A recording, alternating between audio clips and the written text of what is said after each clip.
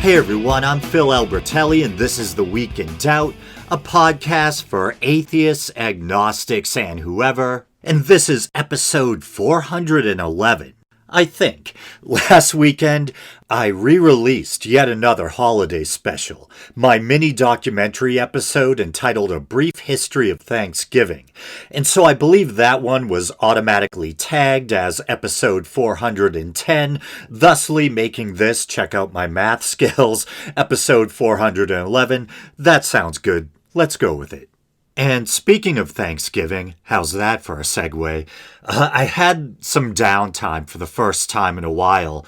My brother is my boss, and he had some stuff he had to take care of. He went with my sister-in-law up to New York. And so I had Friday, Saturday, and today, Sunday, off. And I planned on getting all of this stuff done, on being really productive. And first off on my list was getting my my COVID-19 booster, which I did. I was surprised by how difficult it was to find an opening between all the people out there who seem, shall we say, uninterested in getting vaccinated. And the fact that the vaccines have been out for so long now, I thought would be really easy. But I tried booking an appointment online with a number of pharmacies in my area, and once again, to my surprise, I couldn't find anything at all. And so I decided to try a local supermarket that has an Osco pharmacy inside. And I went up to the counter and voiced my interest in getting a booster. And the girl behind the counter said, "Oh, well, you should make an appointment online first." And I said, I tried with Walgreens, I tried with CVS, I tried with you guys, and can't get an appointment. And so she was like, "Okay, we can give you a booster shot, but it's about an hour-long wait." I said, "Okay, that's fine." And so I did eventually get the shot.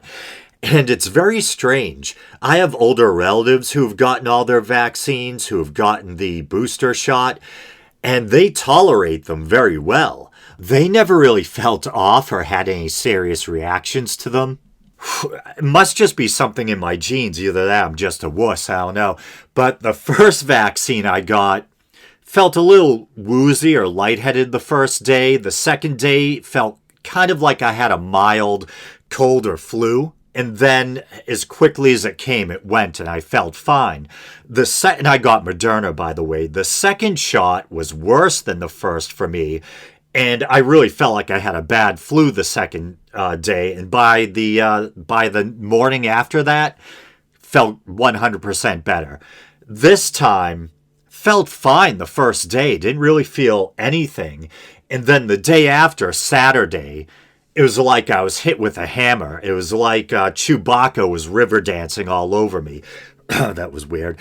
But just felt like total crap. Chills and muscle aches all over, like I was in the grip of a really bad flu. I felt too ill or infirm to, try to push through and do anything productive. So I just had to lie in bed.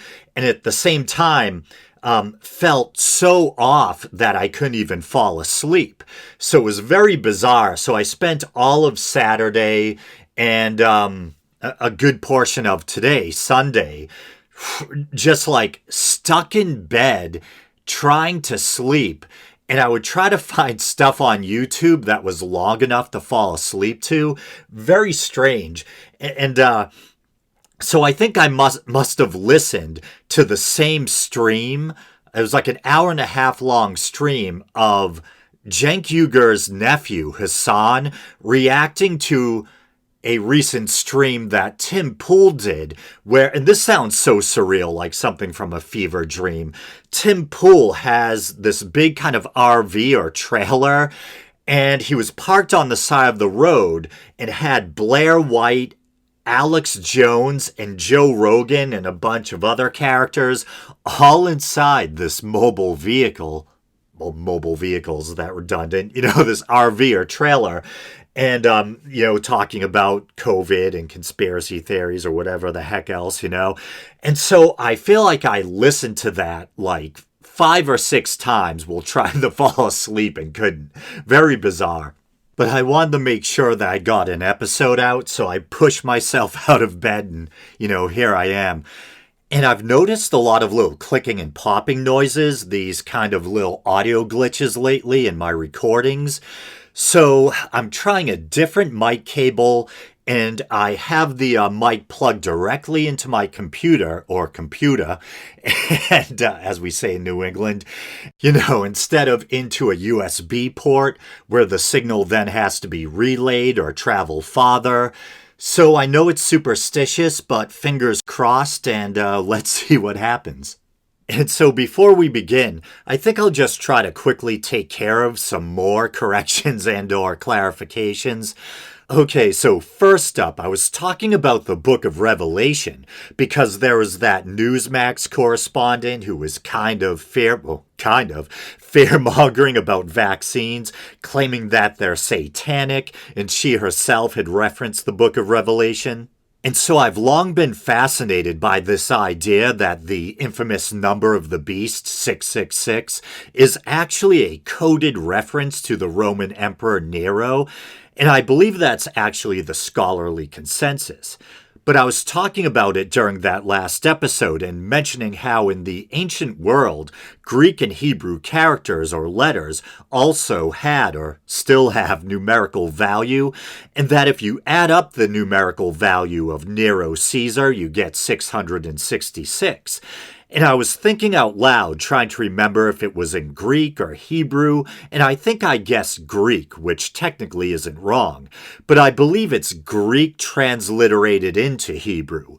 But things get a little further confused, because if you start with the Latin version of the name and transliterate it into Hebrew, you get 616 instead of 666.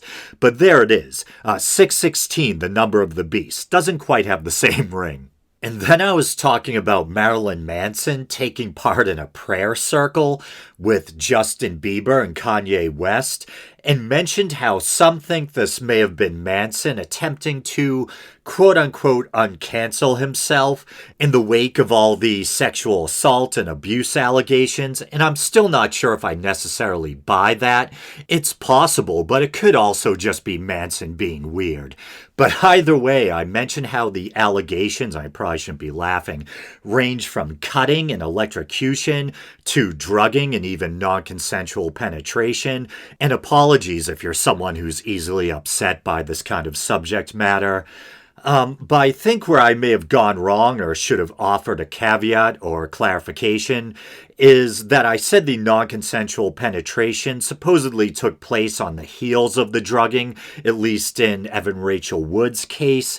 But let me read this passage from a Vanity Fair article. In 2018, Wood testified before a House Judiciary Subcommittee as part of an effort to get the Sexual Assault Survivors Bill of Rights passed in all 50 states. And here's a quote. "My experience with domestic violence was this. Toxic mental, physical, and sexual abuse, which started slow but escalated over time, including threats against my life, severe gaslighting and brainwashing, waking up to the man that claimed to love me, raping what he believed to be my unconscious body." So she doesn't specifically state, at least not there, that she had been drugged by Manson. So it's not clear if he drugged her without her knowledge or maybe just plied her with drugs and or booze till she passed out, or if she was just asleep. It seems unlikely the way it's worded that she was just sleeping. She's suggesting that she was unconscious enough that Manson thought he could get away with having sex with her without her waking up. But still, it doesn't matter how she became unconscious. Penetrating someone while they're unconscious or without their consent is still sexual assault and a violation of their bodily autonomy.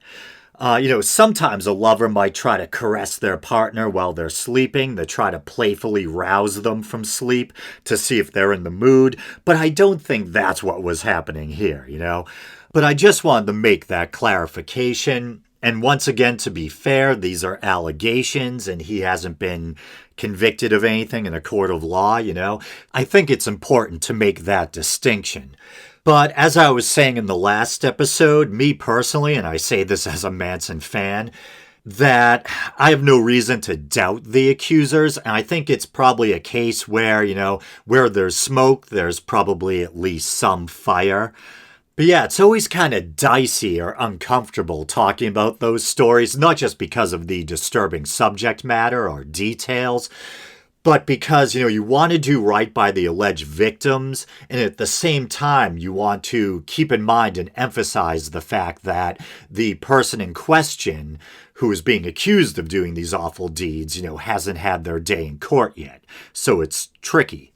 And there was actually a related correction I wanted to make, but it's so neurotic, it's just going to make me seem super self-critical or borderline nuts, I was talking about an anecdote where Jim Morrison supposedly once grabbed Janis Joplin. I said by the head. I probably should have said the hair, and tried to force her head into his lap. Not sure that distinction even merits noting, but there it is. But either way, I think that's it for the corrections. And it's funny, I think it was also in that last episode that I mentioned Jordan Peterson in passing. I say in passing, but you know how long-winded I can be. And it's kind of unnerving how bad my memory has been lately. I can't remember why exactly I brought him up, but I remember talking about how he had this conversation on his YouTube channel with this Canadian sculptor, and I had taken issue with some of what that guy had to say. I believe he was a convert to, I think, Greek Orthodox Christianity, but the guy was basically trying to blame cancel culture on the quote-unquote new atheists. And I forget if it's based on a quote or where specifically it comes from. You might hear it invoked when people are discussing the supposed perils or evils of communism, this somewhat hackneyed idea that if you get rid of religion, then something else will come along and take its place. So this guy was suggesting that political correctness, cancel culture, that this is, a result of the rise of new atheism. And it's coming back to me now. I remember discussing the very term new atheism and how it was coined by a journalist back in 2006.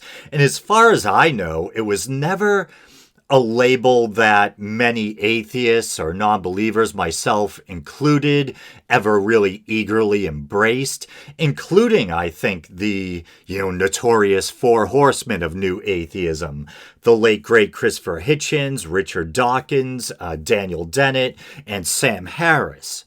And I gave a few reasons why I think this is a flawed or erroneous or absurd notion. One is that simply atheism far predates, the four horsemen or so-called new atheism. I imagine atheism is probably at least as old as religion itself. The first time some guy started bowing down in front of a statue, there's probably another guy off to the side rolling his eyes, you know what I'm saying? And another point I made is that things like political correctness and identity politics also predate the Four Horsemen in their works. Admittedly, books like The God Delusion and God Is Not Great did become pretty popular, but not so popular that I think you can blame them for the current obsession with pronouns, But the reason I'm retreading all of this is because I recently saw a Jordan Peterson YouTube thumbnail that kind of made me want to throw up in my mouth a little. Sorry about the imagery there. But, and like I said last time, Jordan Peterson has said some things that I take issue with. I don't agree with him on everything. But I don't hate him, and there's even things I like about him. But nevertheless, I saw this thumbnail and I was like, ugh. It's Jordan Peterson's smiling face, and next to him on his right is the grinning face of that Canadian sculptor. I think his name is Jonathan Pageau, or I don't know how to pronounce it.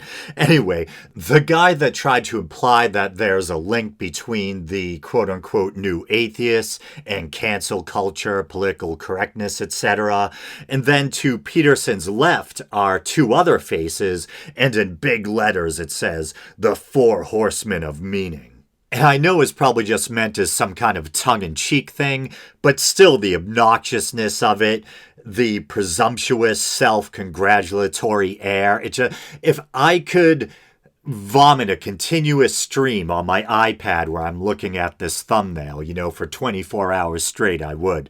Ugh, gross.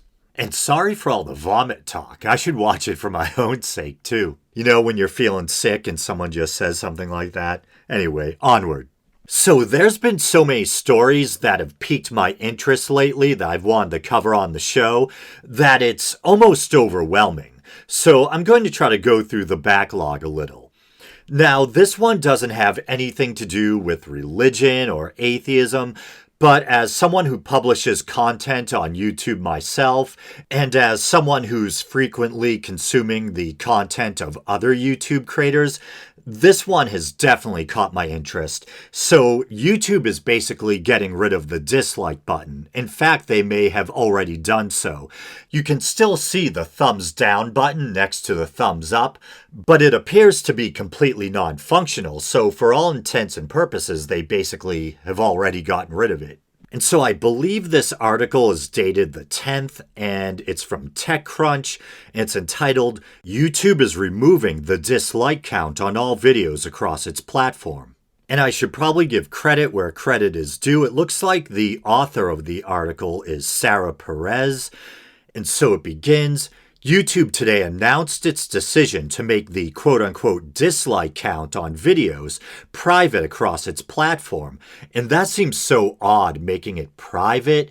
So I guess you can see, in theory, how many people have disliked your video, but others can't. So in a way, it might still potentially make you neurotic, but at least others can't see. The decision is likely to be controversial, given the extent that it impacts the public's visibility into a video's reception. But YouTube believes the change will better protect its creators from harassment and reduce the threat of what it calls quote-unquote dislike attacks, essentially when a group teams up to drive up the number of dislikes a video receives. And I'm kind of chuckling to myself there because I'm all too familiar with the phenomenon.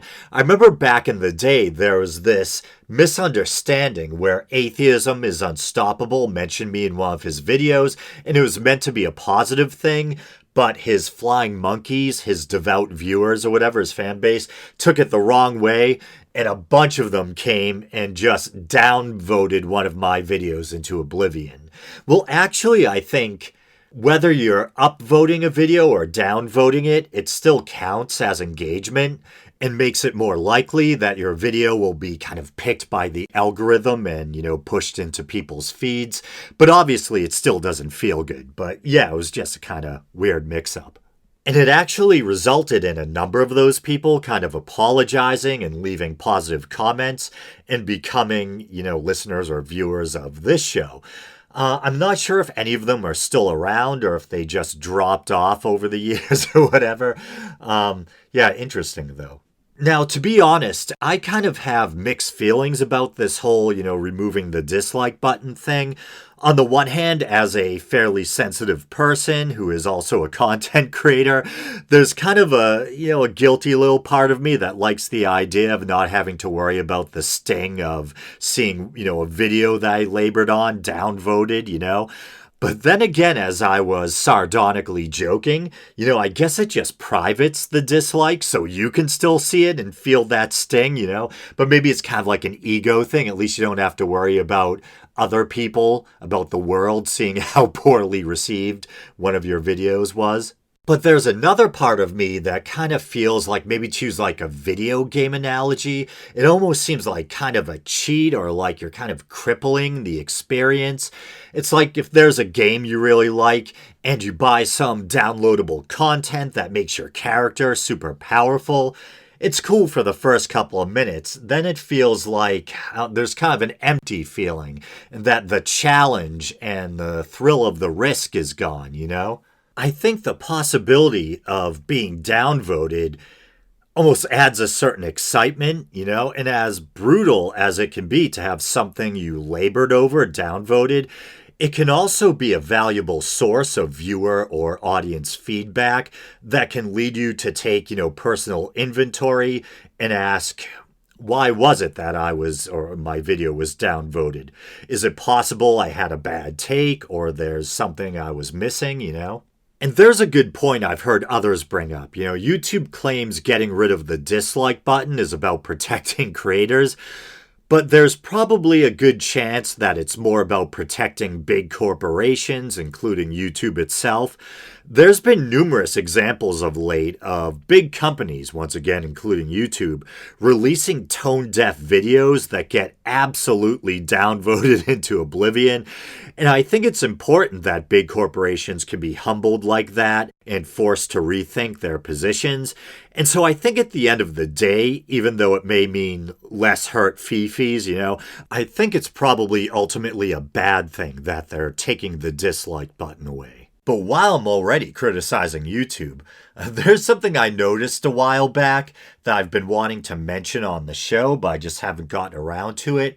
And that's the addition of something called YouTube Shorts. And so it's a new or relatively new feature that YouTube has implemented. And the feeling I get is that it's kind of YouTube's answer to TikTok, kind of trying to cash in on the popularity of bite-sized content.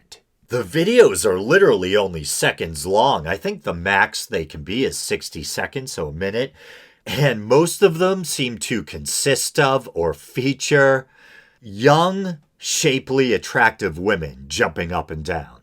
That's pretty much it. Now, as a straight male, I'm not necessarily complaining, but at the same time, I can't help but notice what seems to be a certain degree of irony or hypocrisy.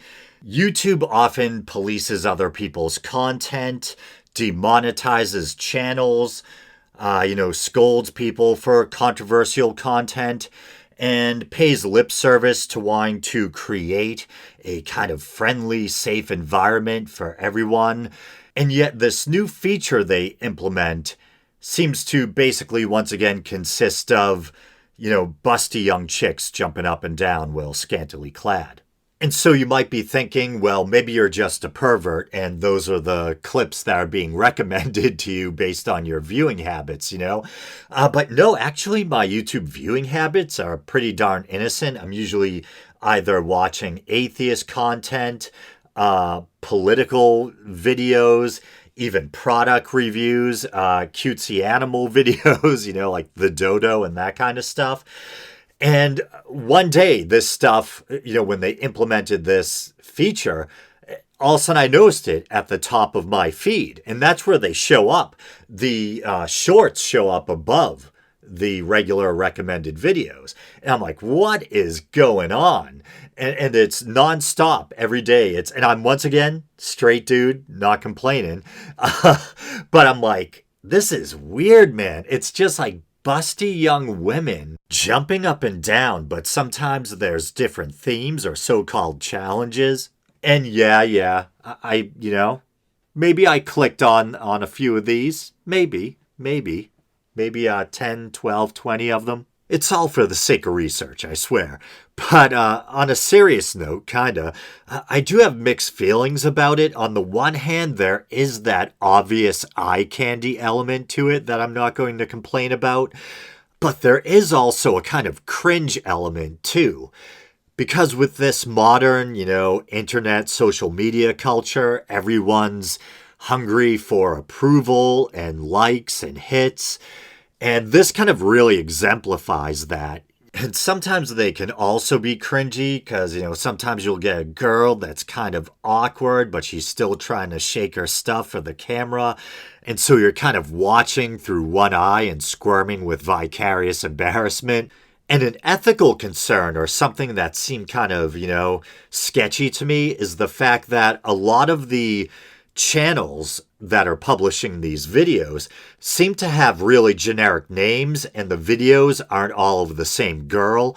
So my guess is it's people trolling the internet and harvesting clips of young women, short clips of young women from other social media platforms, etc., and then publishing them on YouTube and raking in the ad revenue.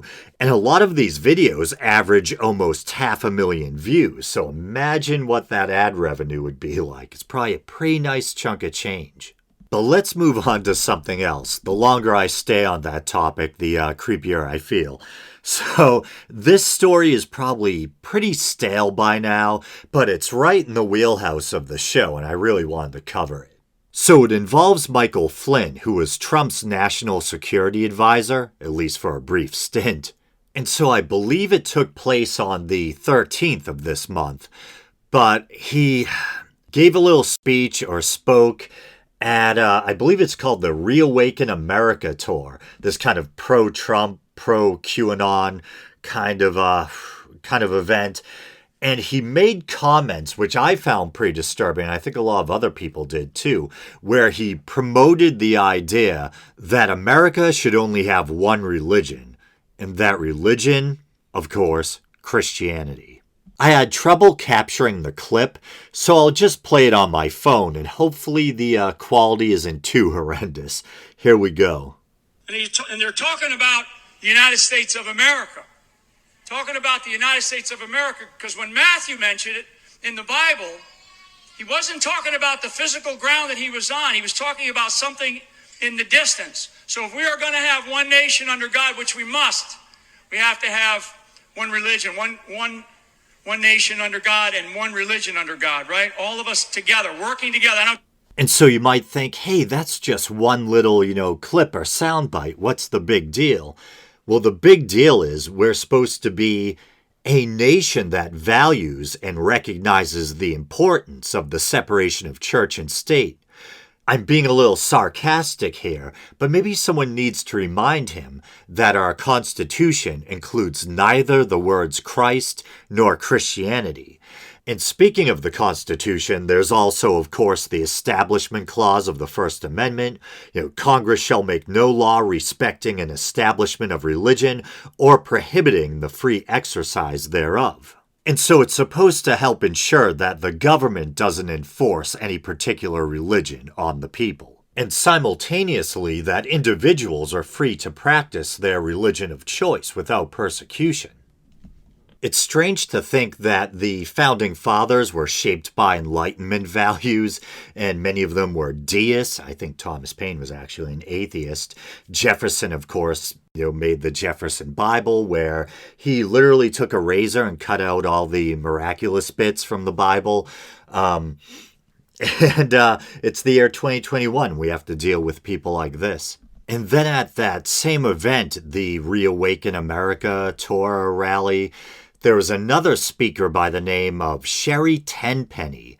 This fairly high-profile anti-vaxxer. Once again, I had trouble downloading the clip, so I'm going to turn once again to my trusty iPhone, and let's listen to what crazy shit she had to say. People have got to start saying to their bosses who are requiring them to get tested if they don't get a shot, that you need to start saying to them, torture is illegal in the United States of America. And you repeatedly testing me for being non-compliant and disobedient is torture. And I think that we're going to be writing that up, and we're going to say, your life must be pretty cushy if you consider getting tested during a global pandemic to be torture.